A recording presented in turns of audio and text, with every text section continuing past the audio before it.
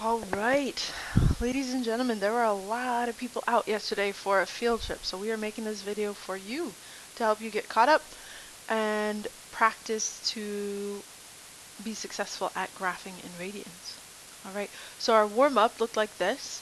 If you will go ahead and pause your video for a minute, think about what A and D need to be for each of these graphs.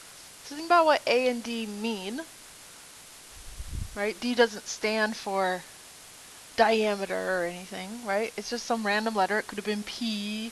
A just happens to be the first letter of what that represents.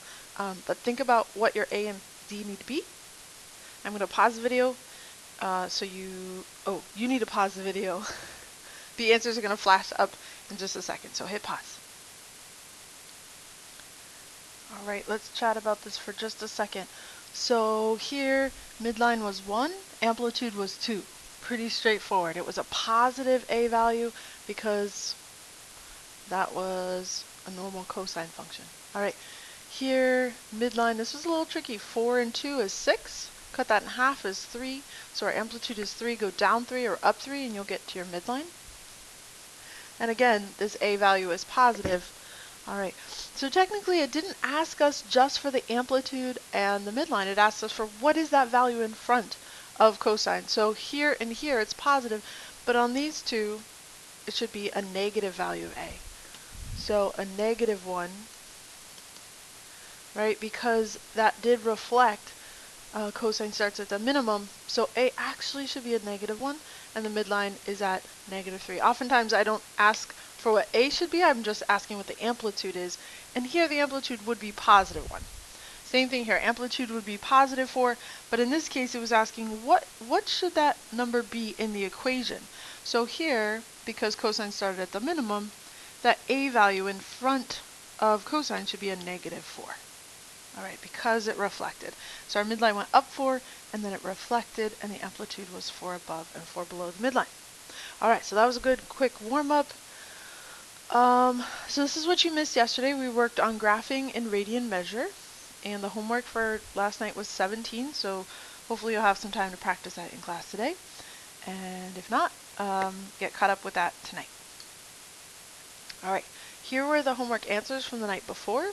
So you want to take a minute, get that out, check those answers, and see if you have any questions. The questions that I had the most in class were on the second two, on how to find the period and the scale. So what we did is we took the 2 pi and we divided by 2/3. When you divide by a fraction, you end up multiplying by the reciprocal.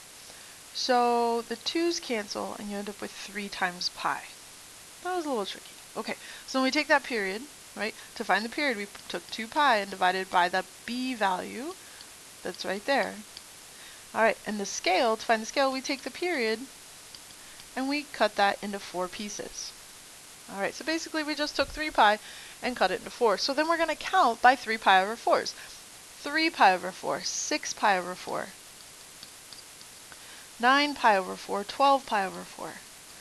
But why didn't we write 6 pi over 4? Well, it simplified to 3 pi over 2.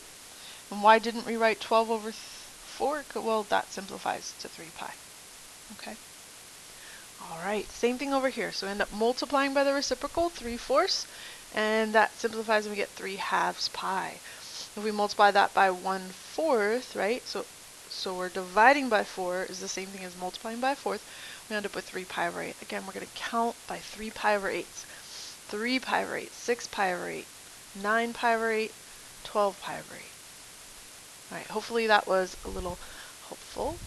The other thing that we talked about is, well, what if we're starting at some given value of theta and ending at a specific value of theta? So we have been graphing one period for a long time, and now I'm asking you to extend your graph to the left and extend it to the right a certain amount. Okay, so we do everything the same. We find the period, we find the scale, and we count by the scale. So pi over 4, 2 pi over 4, 3 pi over 4, 4 pi over 4, 5 pi over 4, 6 pi over 4, 7 pi over 4. And that's where it decided to stop.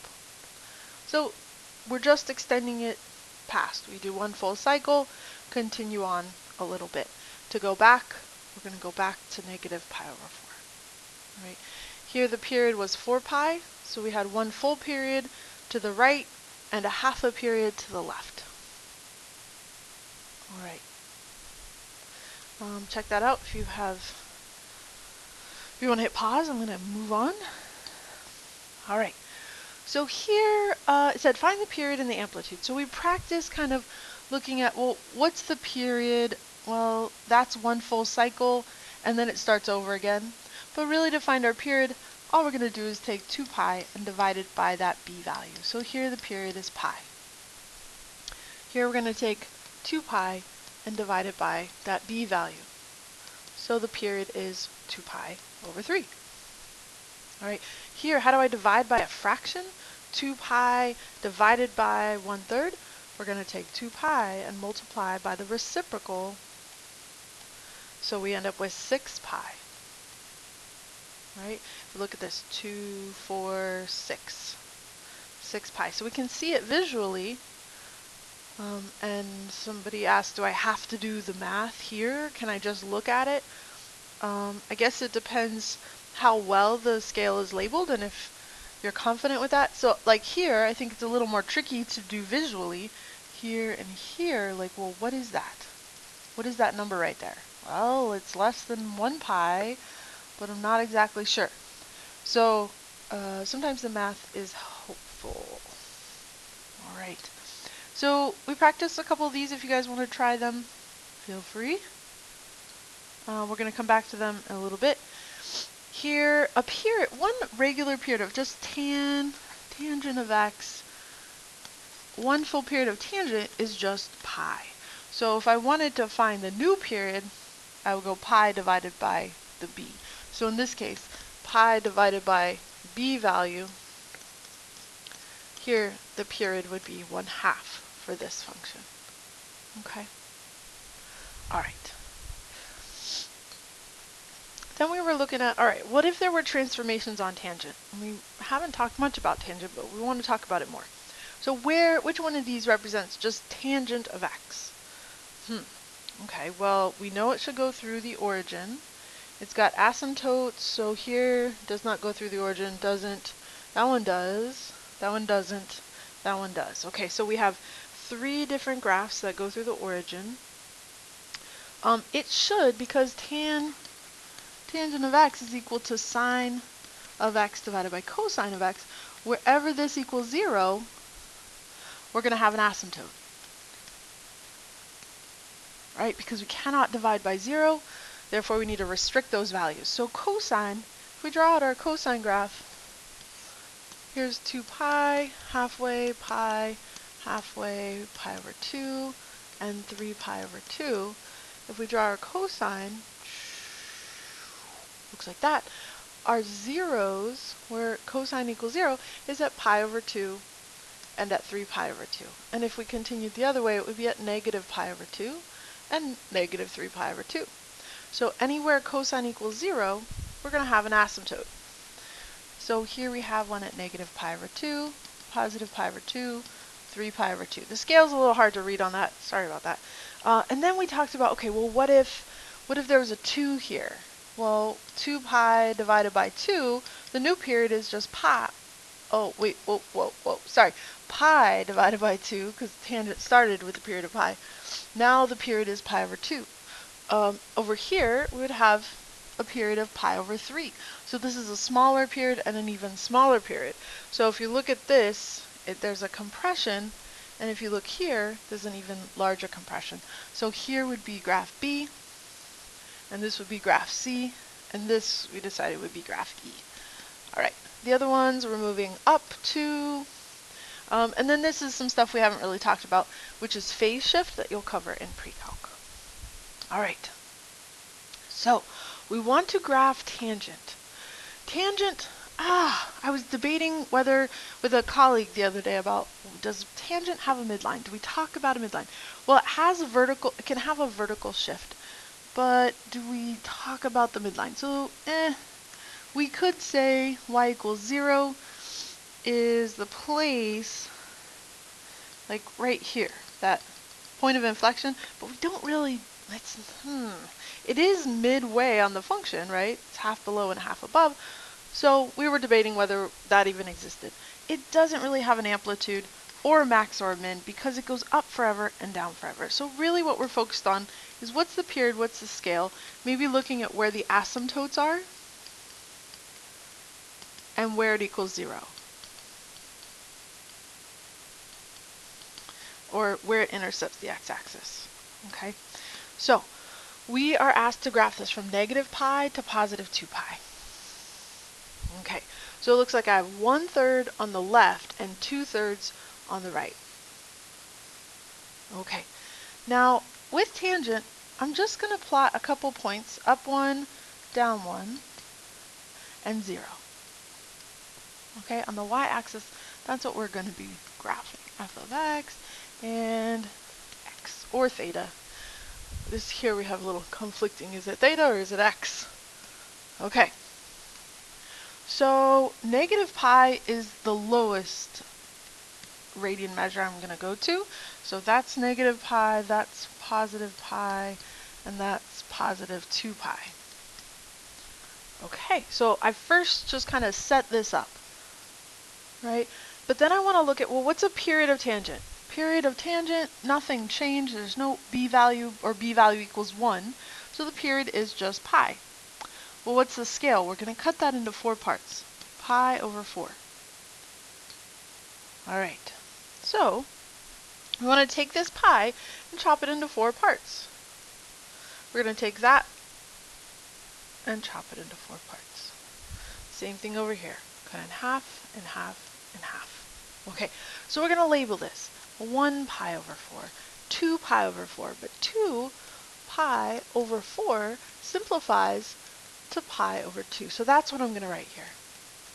But it's still 1 pi over 4, 2 pi over 4, 3 pi over 4, and 4 pi over 4. But I'm not going to write 4/4 because that's just silly. It simplifies to 1. All right, 4/4, 5/4, 5 pi over 4, 6 pi over 4. Wait, 6 and 4. They both have a factor of 2, so that's 3 pi over 2. So we're not going to write that. We're going to write this. 3 pi over 2. So 1, 2, 3, 4, 5, 6, 7. 7 pi over 4. 8 pi over 4, but we're not going to write that. Now that we found these, I can just do the negative version of those, right? Negative pi over 4. I can do negative pi over 2, negative 3 pi over 4, and negative pi. All right, so now we've got our scale ready. We want to think about cosine, and we just graphed cosine on the other page, right? So cosine equals 0 at pi over 2, 3 pi over 2, negative pi over 2, and every pi unit. So we're going to go ahead and graph our asymptotes at those values. 3 pi over 2, negative pi over 2. Okay, and then halfway between that, we're going to be equal to 0.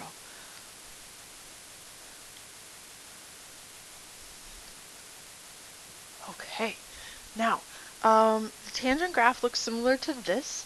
At negative pi over 4 and positive pi over 4, sine and cosine both equal the same value, but sometimes sine and cosine are negative, and we can look at the quadrants, and when is sine is positive here and sine is positive here, cosine is negative, sine is negative, right? Because sine we're talking about above or below the x-axis.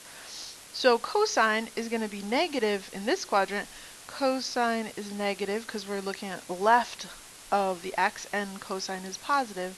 Cosine is positive. Okay, so this is where we're getting. If we go sine divided by cosine, and we're in quadrant 1,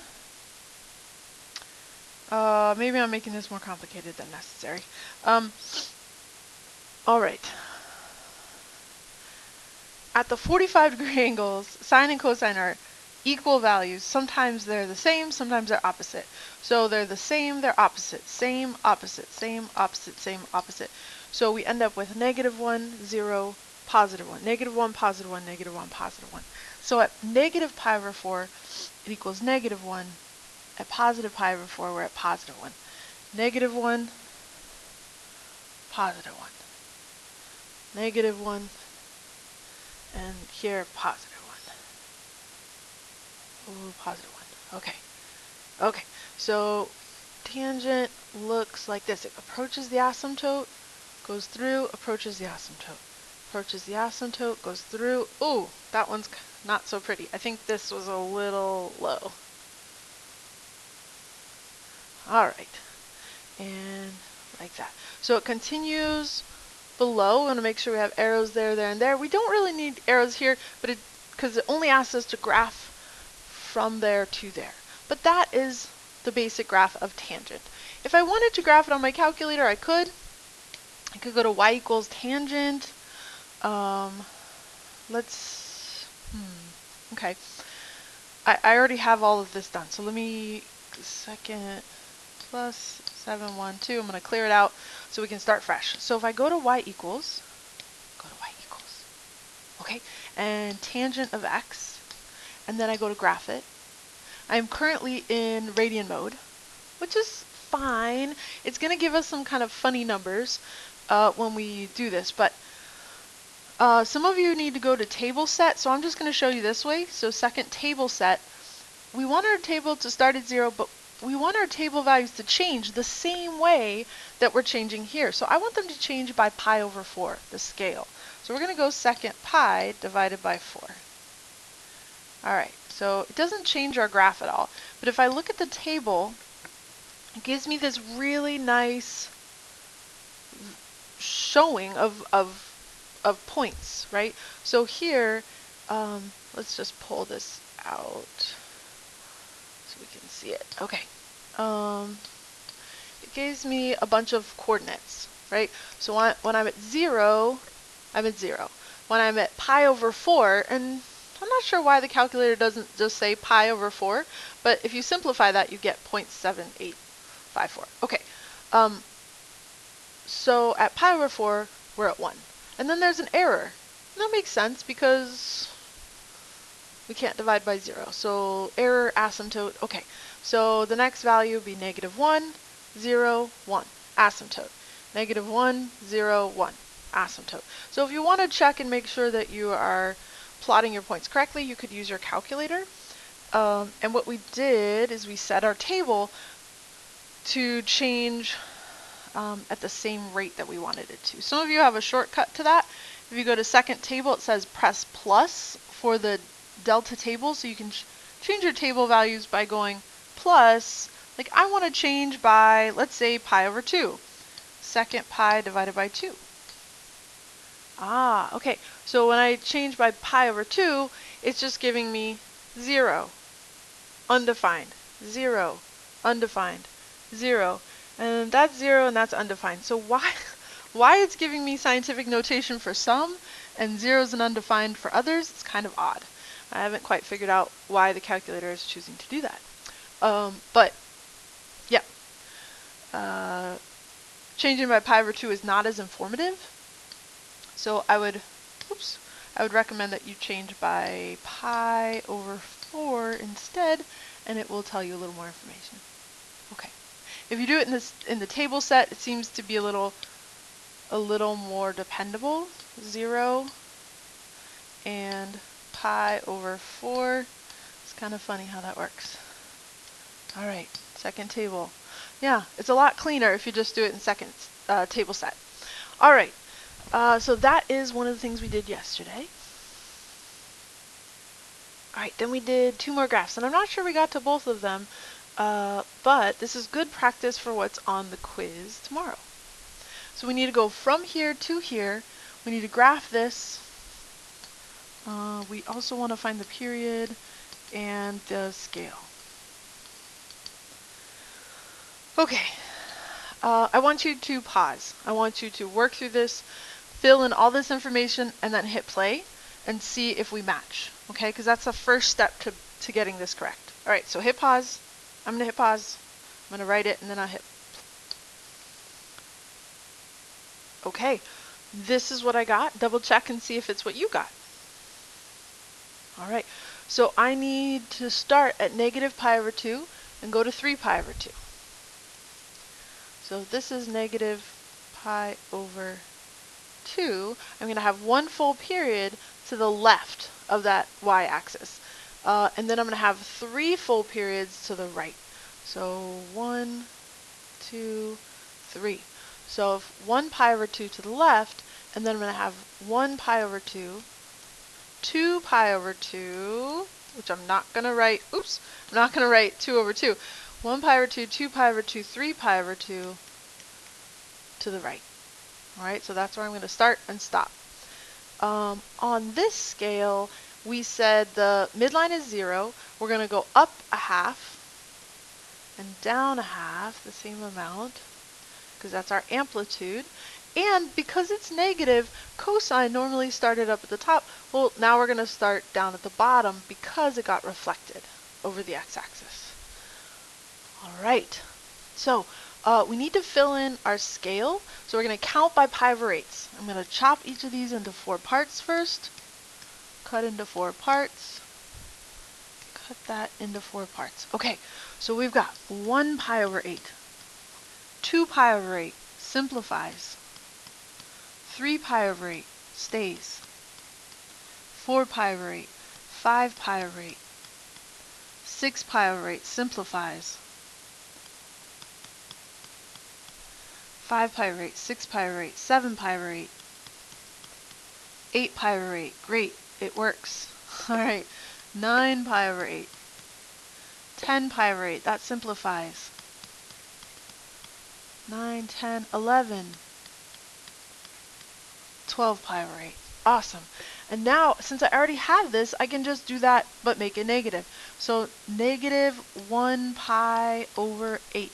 Negative 2 pi over 8 is really negative pi over 4. Negative 3 pi over 8. Whew. All right. I'd say that's the most exciting part of this whole adventure is writing out all of our x scale. Okay. So now we decided we're using cosine, we're starting negative. I don't want to start here because sometimes maybe I'll have part of a period. So I'd like to start at 0 and then work my way backwards. So it got reflected, it's starting at the min, then it goes to the midline and to the max, back to the midline, sorry, back to the min, and the midline, and the max, midline, and the min. Okay, I'm going to stop saying that. It's repetitive. Oh, I'm not being very aligned here. Please help me see where I need to be. Alright, that was there and that was there. Okay. Alright, then I'm going to go backwards. Okay.